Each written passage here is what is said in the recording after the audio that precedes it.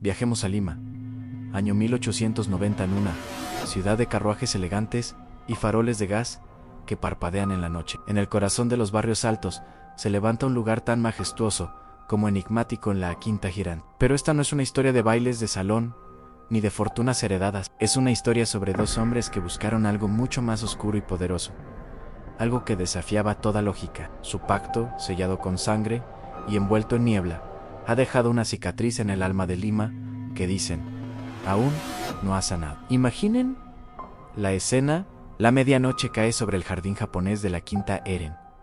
Las sombras de los sauces se alargan como dedos huesudos. Allí, bajo la luna pálida, se encuentran dos hombres desesperados. Por un lado, Julián, un aristócrata caído en desgracia. La guerra le había arrebatado todo su dinero, sus tierras, su estatus. Su mirada reflejaba la amargura de quien lo ha tenido todo y se ha quedado sin nada. Por otro lado, Mariano, un comerciante próspero, pero con una ambición que lo consumía. No le bastaba el dinero, quería la inmortalidad para su apellido, un legado que trascendiera el tiempo y la muerte. No se reunieron para discutir negocios ni para lamentarse. Su objetivo era mucho más profundo, mucho más peligroso. Buscaban invocar un poder antiguo, una fuerza que solo respondía al más sagrado de los juramentos, un pacto de sangre. En el centro del jardín, el aire se sentía pesado, cargado de una electricidad palpable. No había contratos de papel ni plumas de tinta. El único instrumento que mediaría su juramento era una daga de plata, cuyo filo brillaba siniestramente bajo la luz de la luna. Era un objeto antiguo,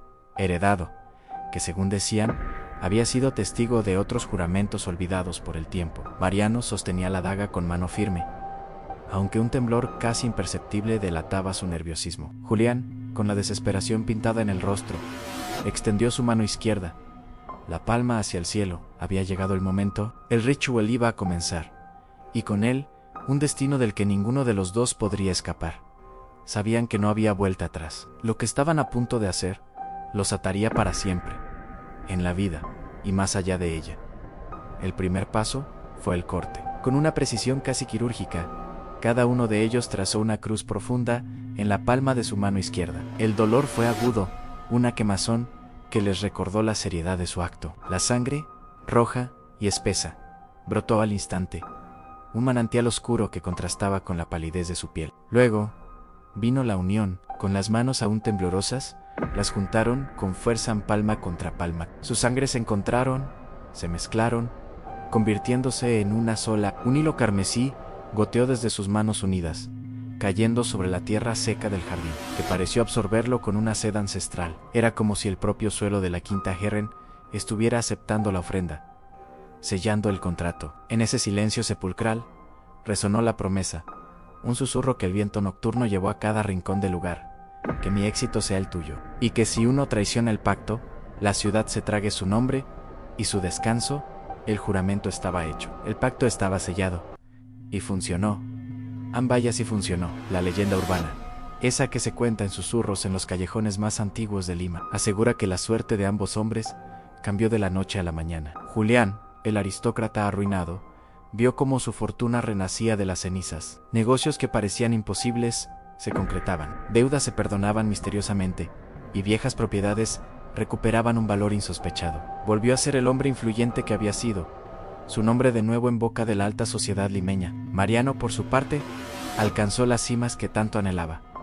Su ambición no encontró límites. Se convirtió en el hombre más poderoso y temido del Callao, y de Lima sus barcos dominaban el puerto. Sus almacenes rebosaban de mercancías, y su influencia llegaba hasta los más altos hireres del poder. El pacto les había dado todo lo que habían soñado, pero la magia oscura siempre cobra un precio, y el precio de la ambición desmedida suele ser la traición. El éxito compartido, que debía ser el pilar de su unión, se convirtió en la semilla de la discordia. Mariano, en la cúspide de su poder, empezó a ver a Julián no como su socio, sino como una amenaza. El miedo se apoderó de él, un miedo irracional y paranoico a que Julián, en un momento de debilidad o de arrepentimiento, revelara el origen sobrenatural de su fortuna. ¿Cómo explicarían ese ascenso meteórico? La gente murmuraba, y esos murmullos llegaban a oídos de Mariano como sentencias de muerte. La idea de que todo su imperio, construido sobre un pacto de sangre,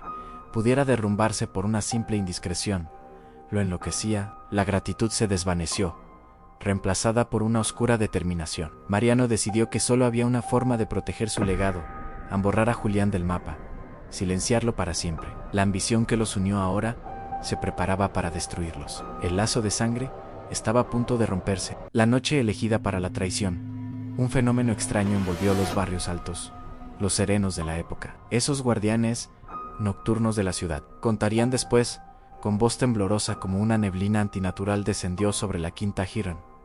No era la habitual garúa limeña, gris y húmeda. Esta era una niebla densa, pesada y con un inquietante tono rojizo, como si la sangre del pacto se hubiera evaporado y ahora reclamara su dominio sobre el lugar.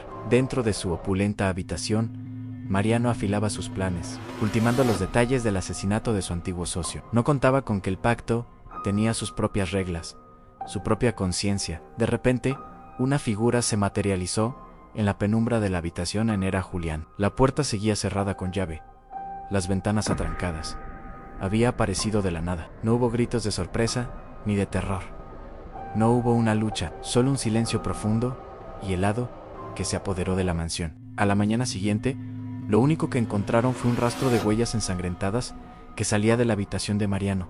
Cruzaba el pasillo, bajaba las escaleras y se perdía, finalmente, en la tierra húmeda del jardín japonés. Mariano había desaparecido. La ciudad, cumpliendo la promesa del pacto, había comenzado a tragarse su nombre. Desde aquella noche, la Quinta Girón nunca volvió a ser la misma. El eco de esa traición quedó impregnado en sus paredes, en sus jardines, en el aire mismo, y el misterio perdura hasta nuestros días. Los valientes o los curiosos que se atreven a visitar la Quinta, especialmente en las frías y neblinosas noches de invierno, juran haber presenciado fenómenos inexplicables. Cuentan que, cerca de la glorieta del jardín japonés, donde todo comenzó, a veces se pueden distinguir dos figuras sombrías, dos siluetas oscuras que se dan la mano en un saludo eterno. No se les ve el rostro, solo la forma de dos hombres atrapados en un bucle temporal, repitiendo su pacto una y otra vez. Son Julián y Mariano,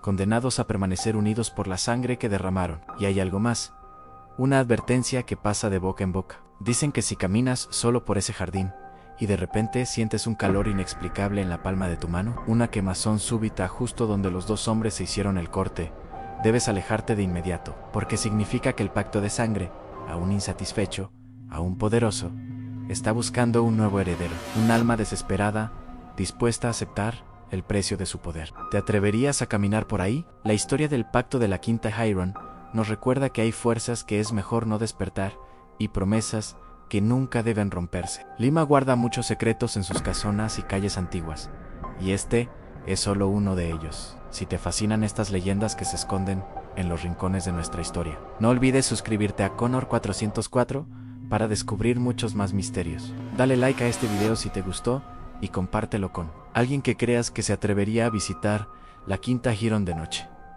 Gracias por acompañarme en este viaje al pasado. Nos vemos en la próxima historia.